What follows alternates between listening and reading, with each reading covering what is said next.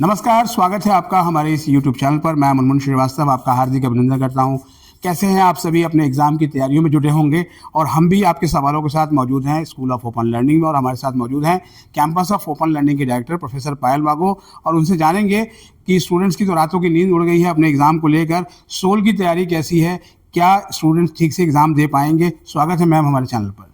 नमस्कार मुनमुन जी। कैसी तैयारी है मैम? क्योंकि स्टूडेंट्स तो कह रहे हैं कि एग्ज़ाम बिल्कुल सर पे आ गए हैं, एडमिट कार्ड आने में इतनी देरी हुई और पता नहीं सोल की कैसी तैयारी है, कहीं ठंड में ठिठुरते हुए एग्ज़ाम ना देना पड़े। नहीं, सोल की पूरी तैयारी है। यूनिवर्सिटी एग्ज़ाम ब्रांच की भी स्टूडेंट्स को ठीक से एग्ज़ाम कर पाएँ उसकी पूरी तैयारी है। हमारा जो नंबर है उसको मैं कहूँगी वो हमारा एसेट है नंबर। हमारे पास लार्ज नंबर ऑफ़ स्टूडेंट्स होते हैं, तो डेफ़िनेटली उनके लिए कंफर्टेबल पोज़ीशन के लिए हम हर साल कुछ ना कुछ इसमें ऐड करते हैं। जैसे पिछले साल हमने केवल 400 या 500 स्टूडेंट्स के लिए ताहिरपुर का सेंटर ऐड किया था। ताहिरपुर में करीब 500 की हमने संख्या रखी थी एग्ज़ाम कराने की, और इस बार करीब 1500 से 1600 स्टूडेंट्स हर सेशन में वहाँ पे एग्ज़ाम दे पाएंगे। तो इसका मतलब पर डे 3000 स्टूडेंट्स वहाँ पर एग्ज़ाम दे पाएंगे। और एक बार इसको देखने के बाद अगर हमारी कैपेसिटी और इंक्रीज़ करनी होगी तो हम उसकी भी कोशिश में लगेंगे। दूसरा जो वीसी सर ने एक अच्छा और स्टेप लिया है कि एक बहुत बड़ा हॉल जो मल्टीपर्पज़ हॉल है उसको भी एग्जामिनेशन सेंटर के लिए दिया है। उसमें भी काफ़ी स्टूडेंट्स आ जाएंगे 2 सेशंस में। उससे भी कुछ अच्छा फ़ायदा यूनिवर्सिटी का निकलेगा और हमारे जो स्टूडेंट्स हैं उनको एक अच्छी जगह मिल जाएगी एग्ज़ाम्स देने के लिए। मतलब मल्टीपर्पज़ हॉल बोले मैम, तो ये ड्यू स्टेडियम के अंदर जो मल्टीपर्पज़ तो हॉल है। यहाँ पे मैम क्या बीकॉम बीए किसका सेंटर जो है रखा गया है? इसमें अलग-अलग सेंटर्स हैं। सैटरडे संडे में भी वहाँ पे सेंटर्स हैं। यूनिवर्सिटी उस सेंटर को मैनेज करेगी, यूनिवर्सिटी की एग्ज़ाम ब्रांच, और यूनिवर्सिटी के एग्ज़ाम ब्रांच से ही वहाँ पर एग्ज़ाम कंडक्ट कराया जाएगा।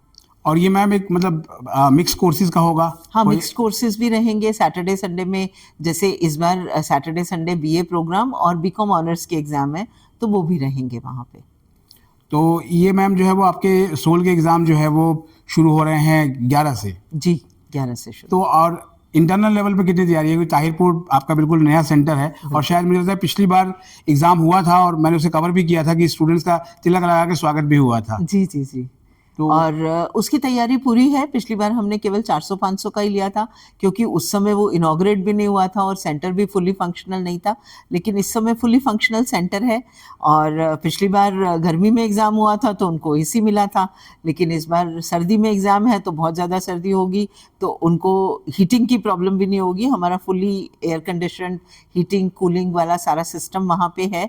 इसके अलावा भी वहाँ पे जो पब्लिक एड्रेस सिस्टम है, कोई किसी इमीडिएट कोई इशू आता है या कोई और चीज़ें इमरजेंसी सिचुएशन के लिए भी हम वहाँ पे बिल्कुल प्रिपेयर्ड हैं। तो वहाँ पे भी एग्ज़ाम मुझे लगता है कि इस बार एक अच्छा एक्सपीरियंस स्टूडेंट्स को मिलेगा एग्ज़ाम देने का। यानी कि मैम वहाँ भी एक मिक्स ही होगा या फिर वहाँ भी पर्टिकुलर किसी सब्जेक्ट या सेमेस्टर को रखा है? सभी सब्जेक्ट्स के एग्ज़ाम जो होंगे वो वहाँ पर हो सकते हैं। वहाँ भी 2 शिफ्टों में ही? 2 शिफ्टों में एग्ज़ाम होंगे, मॉर्निंग इवनिंग में। और एक चीज़ और भी है मैम कि स्टूडेंट्स की शिकायत रही कि क्लासेस उनकी प्रॉपर नहीं हुई, और अभी आज सुबह मेरे पास कुछ मैसेजेस आए कि बीकॉम के लिए रिवीजन क्लासेस का मैसेज 12 तारीख को। तो ये क्या है मैम, एग्ज़ाम के बीच में ही ये मैसेज हैं? आपके दोनों चीज़ों का मैं जवाब देती हूँ। पहला जवाब कि पूरी क्लासेस नहीं हुई। ऐसा सोल में पिछले 3 साल में जब से मैं आई हूँ तब से तो कभी भी नहीं हुआ, और मुझे लगता है उससे पहले भी नहीं हुआ होगा। हमारे को यूजीसी की गाइडलाइंस को फॉलो करना पड़ता है। अगर हमने यूजीसी की गाइडलाइंस फॉलो नहीं की तो हमारे कोर्सेज बंद हो जाएंगे। तो इसके लिए ऑनर्स में 15 क्लासेस हम पूरी अरेंज करते हैं और पास कोर्स में 10 क्लासेस हम अरेंज करते हैं। ओवर एंड अबव इसके बाद में, और ये हर सब 15 क्लासेस मतलब अगर आपके 7 सब्जेक्ट हैं तो सभी 7 सब्जेक्ट्स की 15 क्लासेस, तो आप उससे मल्टीप्लाई कर सकते हैं कि आपको कितने आवर्स की टीचिंग मिलती है।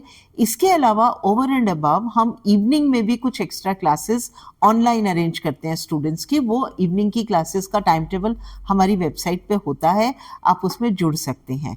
और जैसे ही एग्ज़ाम आपका नज़दीक आता है तो हर कोर सब्जेक्ट की, जनरल इलेक्टिव की या डिसिप्लिन स्पेसिफिक सब्जेक्ट की क्लासेस, जो 5 आवर्स की क्लासेस है, जिसमें पूरा का पूरा सिलेबस, जिसमें इंपॉर्टेंट पॉइंट्स क्या हैं, इंपॉर्टेंट कहाँ कहाँ आपको ज़्यादा स्ट्रेस देना चाहिए, वो रिवीजन क्लासेस भी हम उसमें ऑर्गेनाइज करते हैं। और अभी हमारी वो रिवीजन क्लासेस चल रही हैं और मुझे लगता है कि 11 तारीख तक सभी रिवीजन क्लासेस ख़त्म हो जाएंगी, जो सूचना मेरे पास है।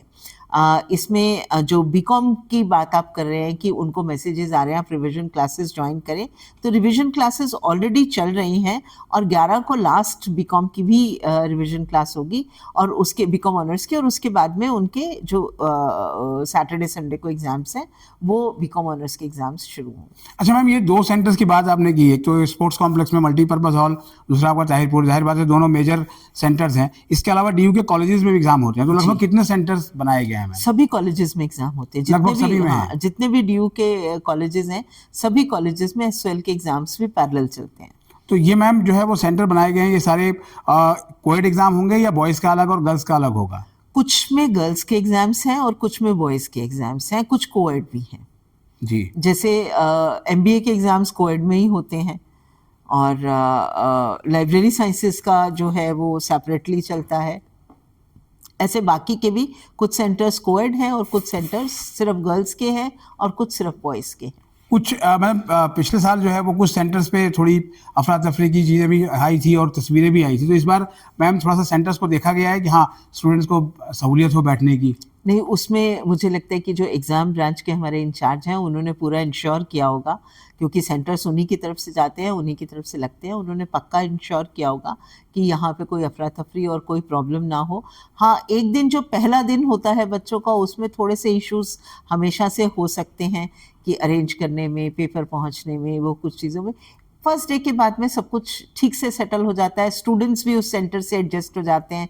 कई बार वो पहले दिन एडजस्ट नहीं होते, लेट पहुंचते हैं, रास्ता नहीं मिलता है, लेकिन जैसे ही सेकंड उनका एग्ज़ाम होता है तो वो सारी चीज़ें लास्ट तक बहुत स्मूथली निकलती हैं। इसलिए आप सब धैर्य रखें।